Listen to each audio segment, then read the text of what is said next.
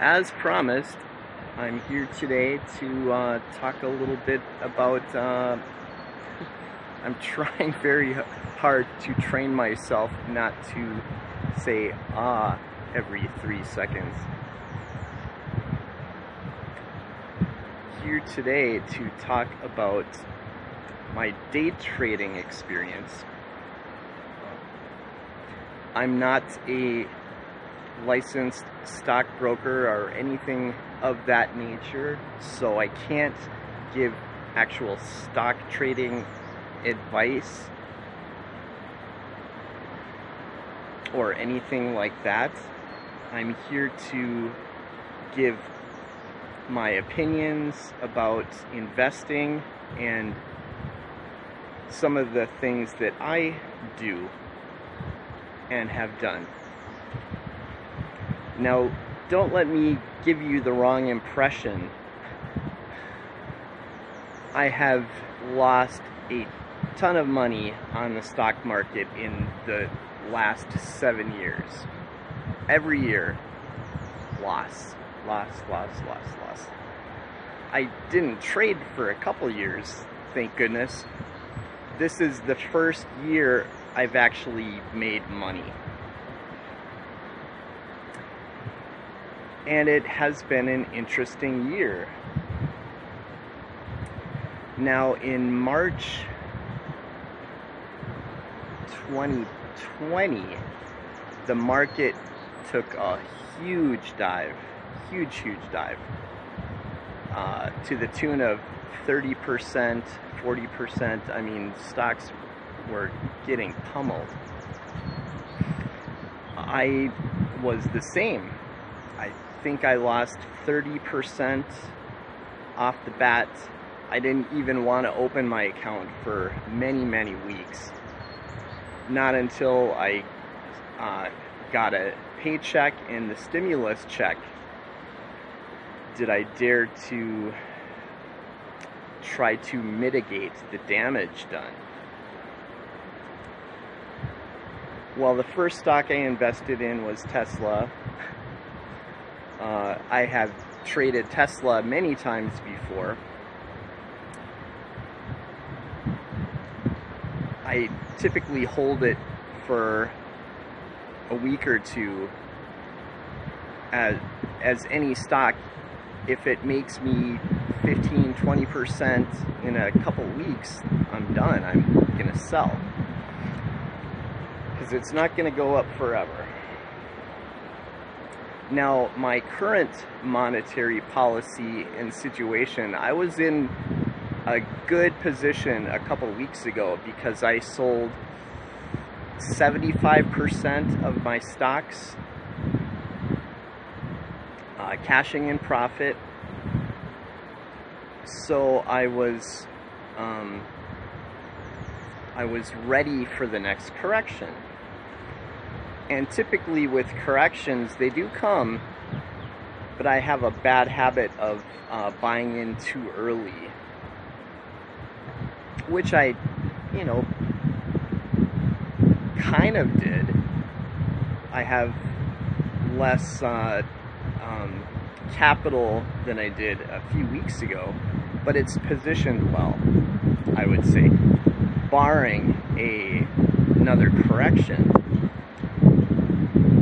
So, the economy is in a very weird spot. Very weird. If you look at the stock market charts for the Trump years, as we all know, the Trump years did exceptionally well during the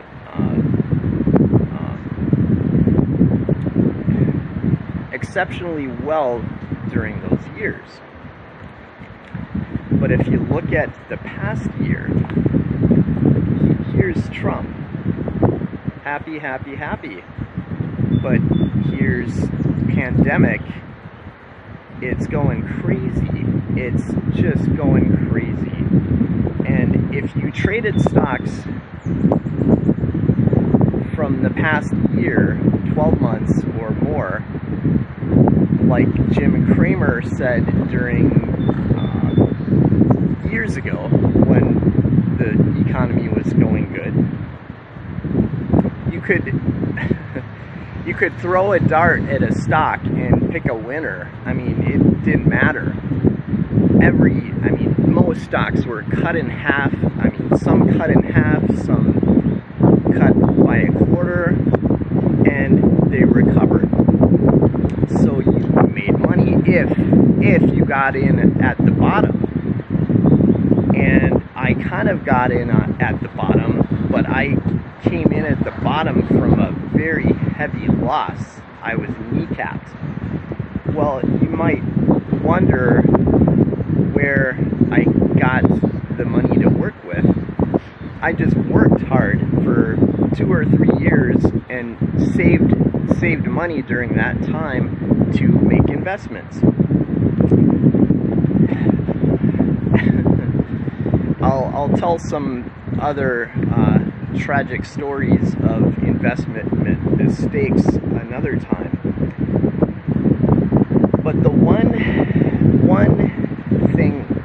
phrase I coined was popcorn stock.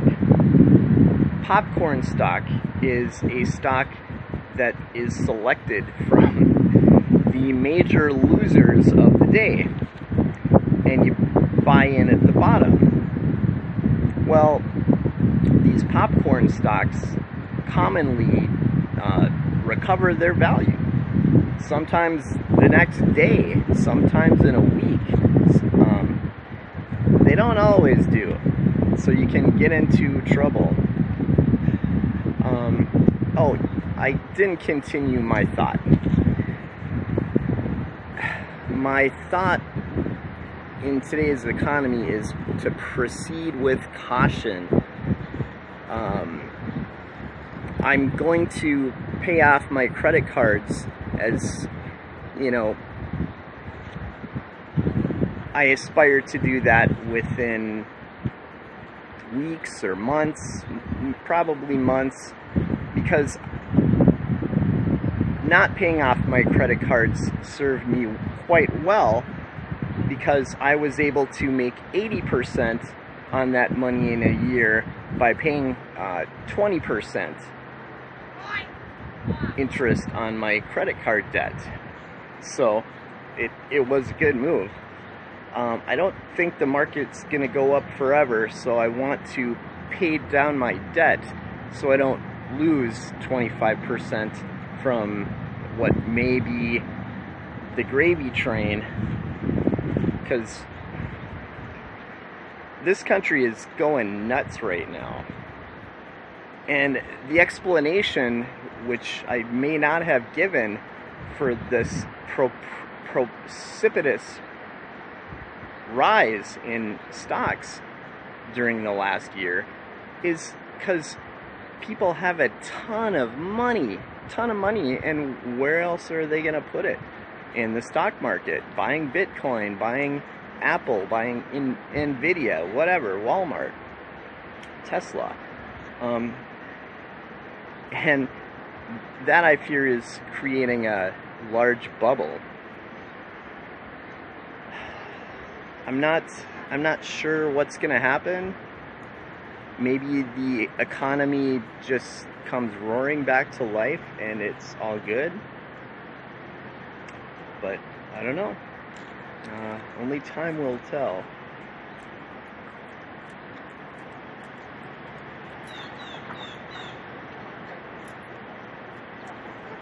So, for instance, what I do when I buy a popcorn stock is I wait for it to go up again and sell it at a profit. I've been also immediately putting a buy order again on the same stock at the price that I originally bought it at, flipping stocks multiple times. You want to get back in cautiously, though. You don't want to overextend yourself on any given stock, because like in the last couple weeks, I did that trick on a couple different stocks, and they went way down again, as compared to the original buying price. So that was kind of unfortunate. But in getting in that situation, you take advantage of it having a lower price, and if it's a good company and somewhat reliable, you can just buy up more. Now, I caution any day trader to not look at the dollar loss and make your decision to buy more. Look at the percentage loss. Don't be fooled by, oh my gosh, I just lost $100, I gotta buy more. No, if the stock is only down 8% from where you bought it, it can do that in a couple days or a day. So don't panic.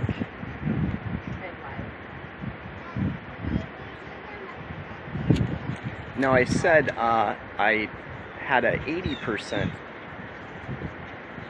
more than 80%, almost 85% return in the last 12 months. And I'm like, I did something right this time, because the NASDAQ only recovered 50% in 12 months' time. So I'm way ahead of that. And I think that's because of my day trading strategy to sell my popcorn stocks versus my investment stocks when they pop, and reinvest that money in investment stocks or popcorn stocks again. So I'm continually recycling that money.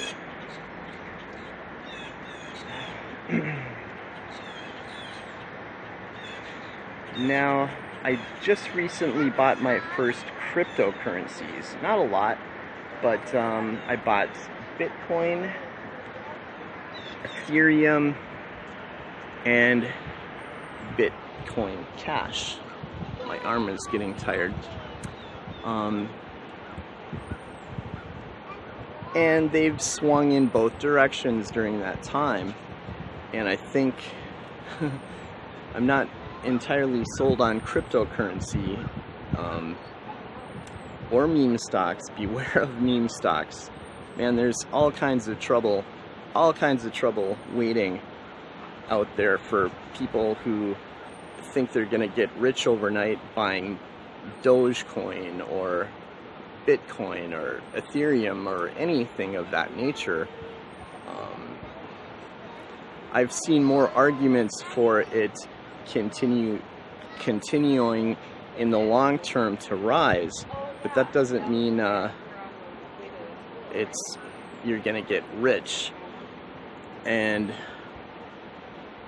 meme stocks, the GameStop story, that was kind of cool, but like Robinhood, the investment app, got into a little bit of trouble, and the Robinhood app was fined by the whatever agency that's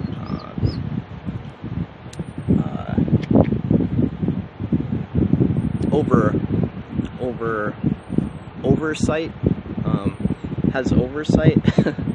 And the reason they were fined a huge amount was because they couldn't guarantee that they could perform the way they were claiming. They lied.